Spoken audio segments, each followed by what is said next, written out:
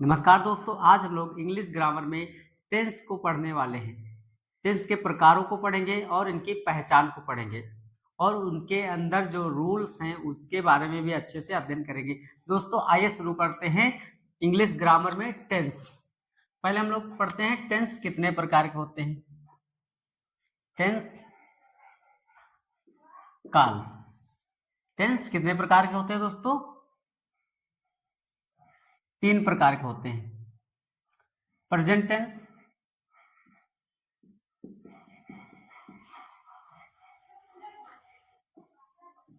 Past tense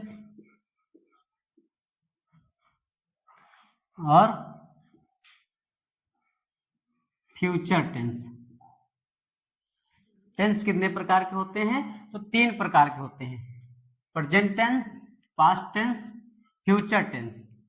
present tense क्या क्या कहते हैं हिंदी में? वर्तमान काल। पास्ट टेंस को भूतकाल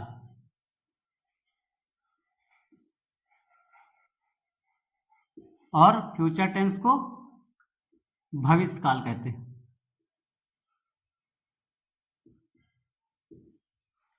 वर्तमान काल जो चल रहा है, जो प्रेजेंट में चल रहा है, उसको वर्तमान काल कहते हैं। पास्ट टेंस उसे कहते हैं जो बीत गया है, बीता हुआ 2-3 दिन या 2-4 साल पहले की बात नहीं, जस्ट बीता हुआ समय, 1 मिनट पहले की घटना भूतकाल में पढ़ी जाती है, पास्ट टेंस में पढ़ी जाती है। समझ गए दोस्तों? जो घटना अभी जस्ट बीती हुई है, 1 मिनट पहले भी बीती हुई घटना को भूतकाल या पास्ट टेंस कहते हैं। और फ्यूचर टेंस जो आने वाला समय, जो आप सोच रहे हैं कल के विषय में या 1 मिनट पहले के विषय में, जो 2-4 घंटे के विषय में जो करने वाले हैं, उसको फ्यूचर टेंस पढ़ते हैं, भविष्य काल में पढ़ते हैं। ये है टेंस। ये है टेंस के प्रकार। 3 प्रकार के टेंस हैं, हमको इन्हीं टेंसों के बारे में पढ़ना है। और जो ये टेंस हैं सभी टेंसों में पार्ट में डिवाइड किए गए हैं। जैसे प्रेजेंट टेंस है, 4 पार्ट में डिवाइड किया गया है। Present indefinite tense, present indefinite tense, present continuous tense, present perfect tense,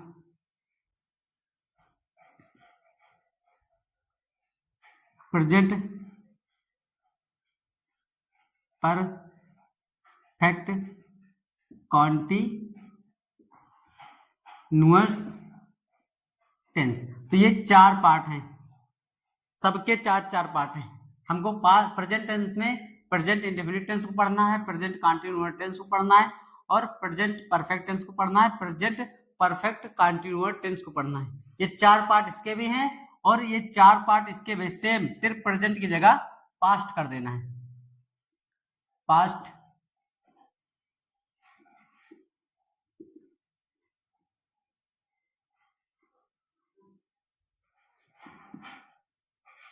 ठीक है, सेम इधर पास्ट इसकी जगह कर देना है, यहां भी पास्ट कर देना है और यहां लास्ट में भी पास्ट कर देना है। Past indefinite, past continuous tense, past perfect tense और पास्ट परफेक्ट कॉन्टिन्यूअस टेंस। उस तरह इधर भी future indefinite tense, future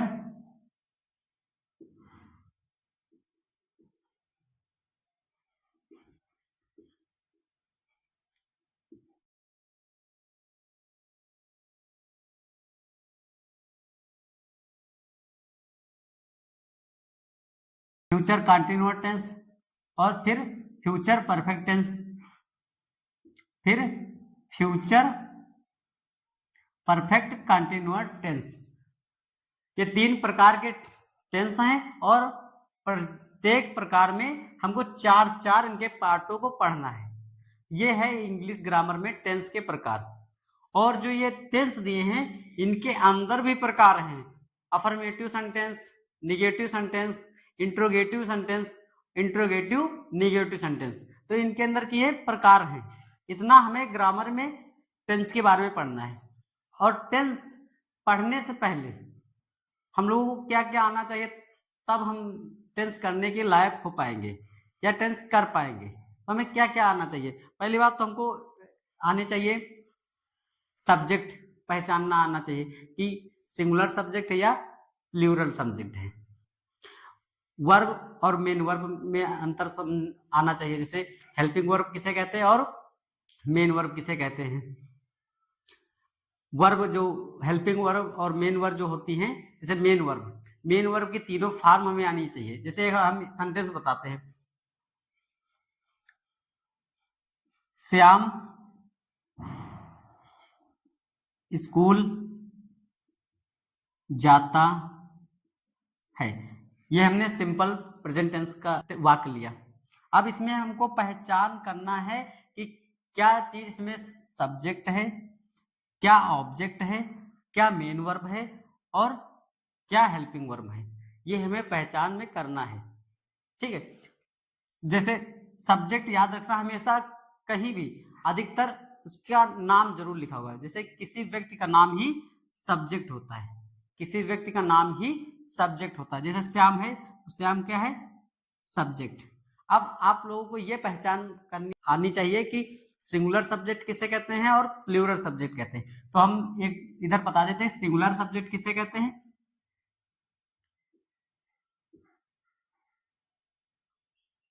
singular subject और प्लूरल सब्जेक्ट। सिंगुलर सब्जेक्ट एक वचन करता, क्या क्या होता है? ही, सी, इट, ये सभी एक वचन करता होते हैं। जैसे ही मतलब किसी लड़के की बात हो रही, ही मतलब वह लड़का, सी मतलब वह लड़की, ठीक है। उसके बाद प्लूरल सब्जेक्ट किसे कहते हैं? इसको बोलते हैं हिंदी में बहुवचन करता। ये सिंगुलर सब्जेक्ट होता है एक वचन करता और प्लूरल सब्जेक्ट होता है बहुवचन करता। बहुवचन करता में क्या आता है? आई, वी, यू, दे, ये सभी प्लूरल सब्जेक्ट होते हैं। आई मतलब मैं, वी मतलब हम, मतलब एक क्लास में जितने भी लोग हैं, हम या 4-5 लोग हैं तो उसको बोलेंगे हम, ठीक है। यू मतलब आप, तुम। और दे मतलब वे, किसी तीसरे पर्सन की बात हो रही है मगर कई लोग हैं उसमें, ग्रुप में कई लोग हैं, तो ये बहुवचन होते हैं, ठीक है। सिंगुलर पर सब्जेक्ट ही, सी, इट मतलब जिसको हिंदी में बोलते हैं एक वचन करता। प्लूरल सब्जेक्ट जिसको बोलते हैं बहुवचन करता, आई, वी, यू, दे। ये याद रखना हमें, सारे सेंटेंस में हमें याद रखना है। ये अगर याद है तो आपको काफी आसानी होगा सेंटेंस को ट्रांसलेट करने में, ठीक है। ये तो हो गया सब्जेक्ट। तो सब्जेक्ट में किसी का नाम हो सकता है, ठीक है। उसके बाद हमको पहचान करनी आनी चाहिए कि ऑब्जेक्ट क्या होता है। 4-5 चीजें हमें याद होनी चाहिए। ऑब्जेक्ट अब पहचानो, ऑब्जेक्ट इसे कहते हैं जिस काम को किया जाता है, ठीक है। या उस वो कहां से पहचानते हैं, ठीक है। अगर आप करोगे कहां या क्या वर्ड लगाकर पहचानोगे तो पहचान आ जाएगा कि ऑब्जेक्ट क्या है। जैसे कहां जा रहे हैं, क्या कर रहे हैं, क्या खा रहे हैं, ठीक है। तो इस चीज से पहचान हो जाती है कि ऑब्जेक्ट की। कहां जा रहे हैं? स्कूल, ठीक है। तो स्कूल क्या है? ऑब्जेक्ट। समझ गए? ऑब्जेक्ट पहचान करना कैसे होता है? कहां या कहां या कहां और क्या, ठीक है। ये दो शब्द अगर वाक्य में आप जोड़ोगे तो पता चल जाएगा इसमें ऑब्जेक्ट क्या है। अब मेन वर्ब क्या होती है? जो क्रिया किया जाता है। आपने वर्ब पढ़ा होगा, ठीक है। अगर आप पार्ट ऑफ स्पीच पढ़ोगे तो वर्ब के बारे में पढ़ा होगा। वर्ब क्या कहता है? किसी एक्शन को डिनोट करता है, किसी कार्य को करने को बताता है कि आप खा रहे हैं, घूम रहे हैं, चल रहे हैं, पढ़ा रहे हैं या पढ़ रहे हैं या सो रहे हैं, गाना गा रहे हैं, खेल रहे हैं। तो ये सभी क्या है? वर्ब हैं, जिनको मेन वर्ब कहते हैं। समझ गए? अगर वर्ब आप अच्छे से पढ़े होंगे तो आप लोगों को पता होगा वर्ब किसे कहते हैं, ठीक, मेन वर्ब जिसे कहते हैं। और नहीं पढ़े हैं, डोंट वेरी, हम आपको अच्छे से सिखा देंगे। तो मेन वर्ब किसे कहते हैं और हेल्पिंग वर्ब किसे कहते हैं, ये आप लोगों को अच्छे से पहचान में आनी चाहिए। जो मुख्य कार्य किया जाता है, चलना, घूमना, खाना, पीना, उठना, बैठना, ये सभी मेन वर्ब होती है। और टेंस में जिसकी सहायता से सेंटेंस किया जाता है उसे हेल्पिंग वर्ब कहते हैं। अगर थोड़ा बहुत आता होगा तो याद होगा आप लोगों को, जैसे इज, एम, आर, ठीक है, वाज, वर, हैड, विल, शैल, ये सभी क्या हैं, हेल्पिंग वर्ब हैं। और वर्ब जो होते हैं, जो मुख्य कार्य किया जाता है, वो होती है मेन वर्ब। अब इसमें मेन वर्ब क्या है, गो, ये क्या है, मेन वर्ब। तो हमें सब्जेक्ट पता होना चाहिए, सिंगुलर सब्जेक्ट और प्लूरल सब्जेक्ट। सब्जेक्ट की पहचान करना आना चाहिए। हिंदी में क्या कहते हैं, कर्ता, हिंदी में क्या कहते हैं, कर्ता। ऑब्जेक्ट को हिंदी में क्या कहते हैं, कर्म। और मेन वर्ब को क्या कहते हैं, मुख्य क्रिया, मुख्य क्रिया। और जो हेल्पिंग वर्ब होती है, ये helping verb,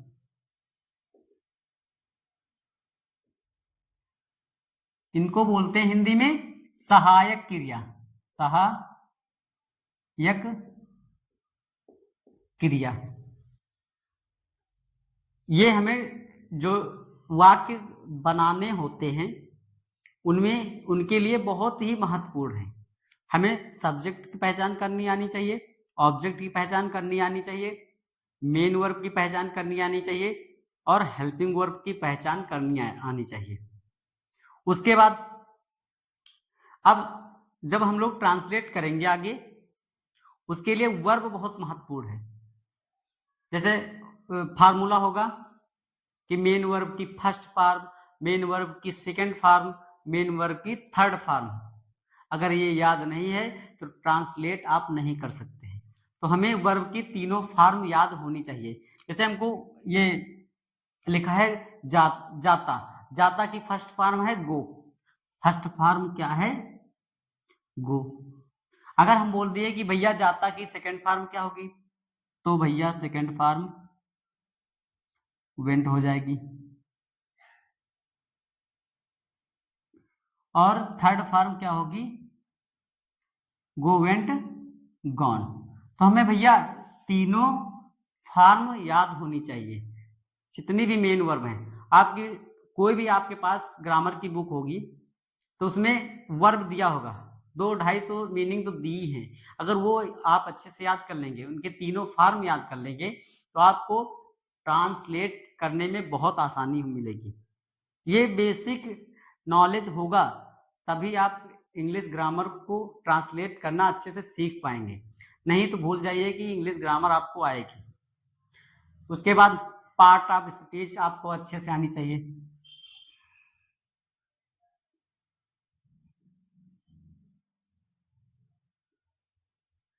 part of speech अगर नहीं आती है तो भी आपको दिक्कत पड़ेगी।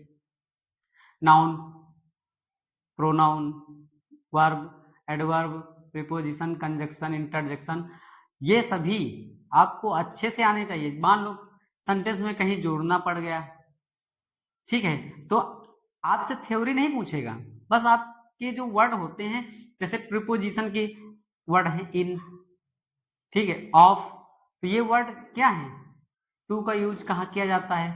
और जैसे आर्टिकल हो गए, आर्टिकल भी बहुत महत्वपूर्ण है, हमको आर्टिकल भी याद होने चाहिए। आर्टिकल कितने होते हैं दोस्तों, ए, एन, द, ये भी हमें याद होने चाहिए। किस सब्जेक्ट के आगे एन लगेगा, द कहाँ लगेगा और आ कहाँ लगेगा, ये भी हमें याद होना चाहिए। बेसिक इंग्लिश ग्रामर हमें आनी चाहिए, जैसे दिस दैट का यूज कहाँ करते हैं, ये सब इंग्लिश ग्रामर टेंस पढ़ने से पहले हमें याद होने चाहिए। अगर आपको याद नहीं है तो उसको पहले पढ़िए, तब टेंस के बारे में सोचिए। टेंस पढ़ना बहुत आसान चीज नहीं है। इसके लिए आपको पहला काम, पहले आपको पार्ट ऑफ स्पीच याद होने चाहिए, समझ गए। दूसरा, वर्ब जो है अच्छे से आनी चाहिए, समझ गए। वर्ब के बाद आपको ये अच्छे से याद होना चाहिए, आना चाहिए, पहचान करनी आनी चाहिए, सिंगुलर और प्लूरल सब्जेक्ट क्या होता है इसकी पहचान करनी आनी चाहिए, आर्टिकल याद होने चाहिए, हेल्पिंग वर्ब याद होनी चाहिए, मेन वर्ब याद होनी चाहिए, समझ गए। ये सब ट्रांसलेट करने के पहले याद होना चाहिए, तब आप इंग्लिश ग्रामर में टेंस को कर पाएंगे। और सबसे ज्यादा महत्वपूर्ण ये बात है कि आपको इंग्लिश पढ़नी आनी चाहिए, इंग्लिश समझना आना चाहिए थोड़ा बहुत। अरे इंग्लिश चलो आप ट्रांसलेट नहीं कर पाते कोई बात नहीं, इंग्लिश पढ़ तो लेते हैं, ये तो आना ही चाहिए, तब आप परफेक्ट ट्रांसलेट करने के लायक बन पाएंगे। क्योंकि आपको रूल चाहे जितना रटा दिया जाए, जब आपको अपने आप से पढ़ना नहीं आएगा तो आप ट्रांसलेट नहीं कर पाएंगे, समझ गए। तो पार्ट ऑफ स्पीच पहले पढ़िए, तब थोड़ी थोड़ी बेसिक अगर इंग्लिश आती है तो ठीक है, नहीं तो अगर पार्ट ऑफ स्पीच और वर्ब ये दो चीजें आती हैं तो आप ट्रांसलेट कर पाएंगे, धीरे धीरे सीख पाएंगे, मगर इतनी तेजी से नहीं सीख पाएंगे। तो आशा करता हूं दोस्तों आप लोगों को ये वीडियो अच्छा लगा होगा और आप इन चीजों पर मेहनत करेंगे। अगले वीडियो में हम लोग प्रेजेंट इंडेफिनिट टेंस को पढ़ेंगे। किसको पढ़ेंगे? प्रेजेंट इंडेफिनिट टेंस को पढ़ेंगे। और प्रेजेंट इंडेफिनिट टेंस पढ़ने से पहले आप लोग इसको तैयार करके आना, तब आप लोगों को अच्छे से समझ में आएगा सब्जेक्ट किसे कहते हैं, ऑब्जेक्ट किसे कहते हैं, वर्ब किसे कहते हैं। वर्ब में दो प्रकार के वर्ब होती हैं, मेन वर्ब और हेल्पिंग वर्ब, ये सब पहचान जाएंगे। और ये पार्ट ऑफ स्पीच में, जैसे ये इसके पार्ट हैं पार्ट ऑफ स्पीच में, ये सब याद होने चाहिए। तो असल अच्छा लगे वीडियो लाइक कर देना, सब्सक्राइब कर देना। धन्यवाद दोस्तों।